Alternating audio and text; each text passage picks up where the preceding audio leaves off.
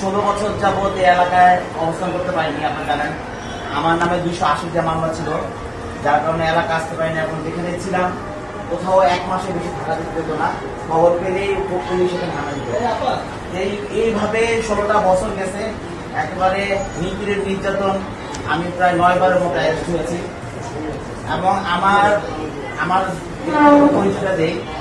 আমার আপন ফুফা হলো পূর্ব পাকিস্তান, পশ্চিম পাকিস্তান অস্থায়ী রাষ্ট্রপতি ছিলেন এবং ডেপুটি স্পিকারও ছিলেন, এবং আমার বড় ভাই শহীদ রাষ্ট্রপতি জিয়াউর রহমানের সাথে জাগরণ করেছেন। বৃহত্তর মিরপুরে যুবদলের প্রতিষ্ঠাতা নির্বাচিত সভাপতি ছিলেন এবং এখান থেকেও এই যে কমিশনার নির্বাচন করেছেন মোশাররফ হোসেন মুন্সু।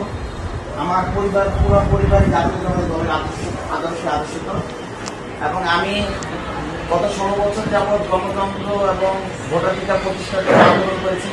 আপা ইত্যাদি বলেছেন, আজকে আমাদের সাথে কথা বলতে পারছি এবং সৌভাগ্য। এই সৌভাগ্যটা হতো না যদি এই জুলাই আগস্টে কিন্তু আমি মারা যেতে পারতাম। সেটা গণ অভ্যুত্থান আমার সবচেয়ে বেশি ভালো লেগেছে। ড্রাইং গুটি খেলে যে আমরা ছোটবেলায় ড্রাইং গুটি দিয়ে সেই নিজের করছে, আমার কাছে ভিডিওটা আছে। ভাইকে আমরা ধন্যবাদ কৃতজ্ঞতা জানাই যে সে দেশে তোরে কাজ করতে এবং ভবিষ্যতে সে ভালো কাজ করবে এবং আমরা সহযোগিতা করবো। সবাই পরিচিত হইতে আসছে সবার সাথে, এই জন্য ভাইকে কৃতজ্ঞতা আবার ধন্যবাদ জানাই।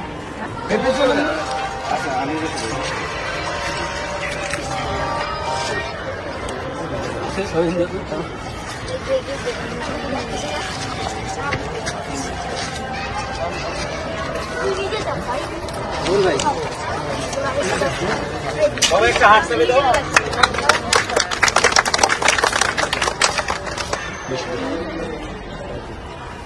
দেখেন ইট সুদ্ধা দিয়ে না শাড়ি মাটিয়ে নে আপনি এদিকে আসেন। মাটি দিয়ে দাও, মাটি দিয়ে দাও তোমরা। আচ্ছা আমরা দিয়ে দিই ভাই সাথে